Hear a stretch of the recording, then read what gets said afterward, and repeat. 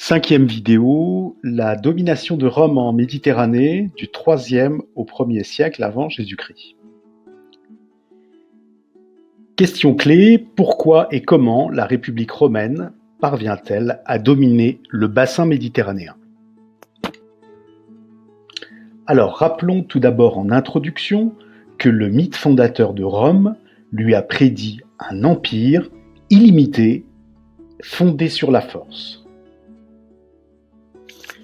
De fait, dès les débuts de la République et jusqu'à la fin du 1er siècle avant Jésus-Christ, Rome fait la conquête de l'Italie d'abord et d'une grande partie du bassin méditerranéen ensuite.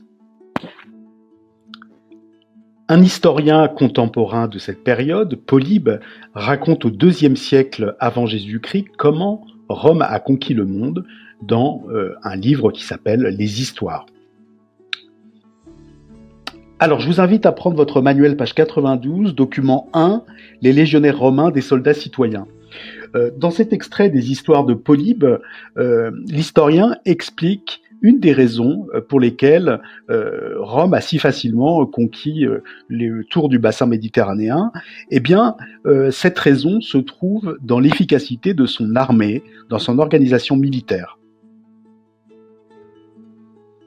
Alors, cette armée romaine repose sur le principe du soldat citoyen. Les soldats devaient eux-mêmes acquérir leur équipement au tout début de la République. Vous avez là une reconstitution du légionnaire romain muni de son javelot, un pilum, d'une cuirasse qui lui protège le torse et les épaules, d'un glaive, une épée courte, d'un bouclier, d'un casque et de souliers de cuir.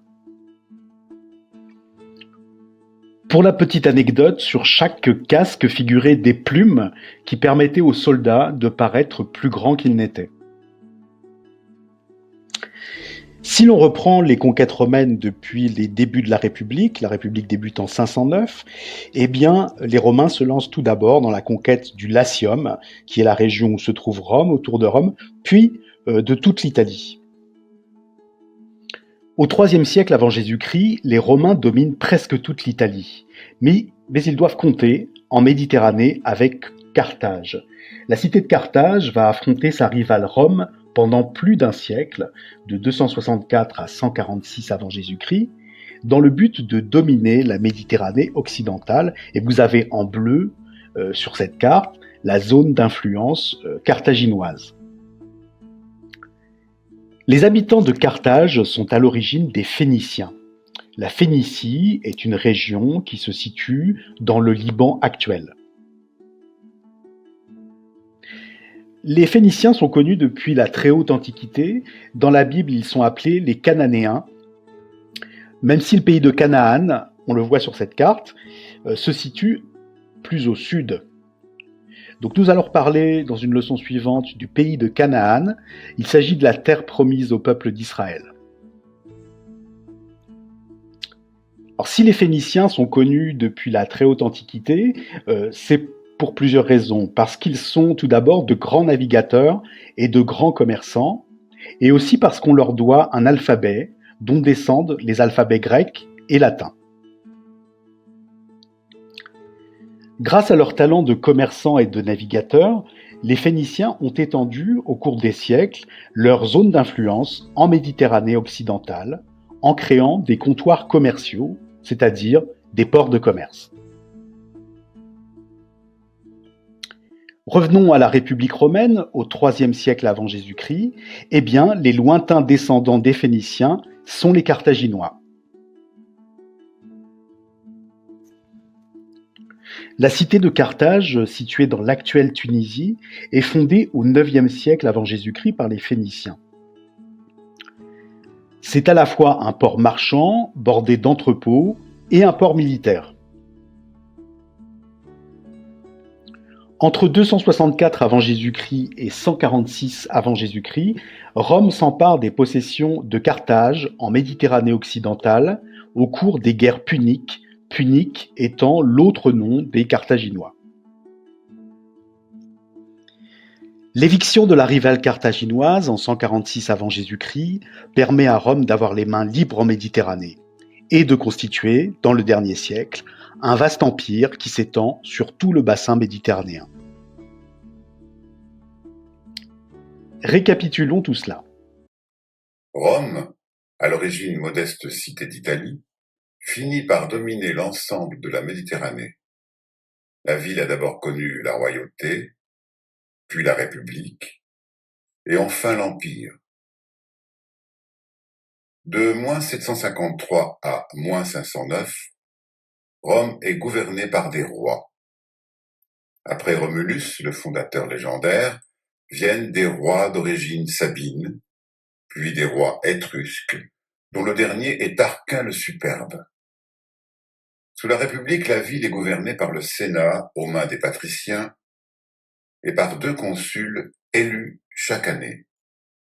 Rome s'agrandit peu à peu en luttant contre ses voisins, les Latins et les Étrusques, puis en occupant le sud de la péninsule où les Grecs ont fondé de nombreuses colonies. Au cours des guerres puniques, Rome combat Carthage et s'approprie progressivement ses territoires en Méditerranée occidentale. La ville est prise et totalement détruite en -146. À l'ouest, Rome pénètre en Gaule méridionale et s'empare d'une large partie de l'Espagne. À l'est, elle occupe la Macédoine et la Grèce, puis le royaume de Pergame. Rome contrôle désormais la plupart des rivages nord-méditerranéens. Au cours du 1er siècle avant notre ère, les déséquilibres sociaux sont à l'origine de graves troubles en Italie, tandis que la poursuite des conquêtes permet aux généraux de cumuler pouvoir militaire et pouvoir politique.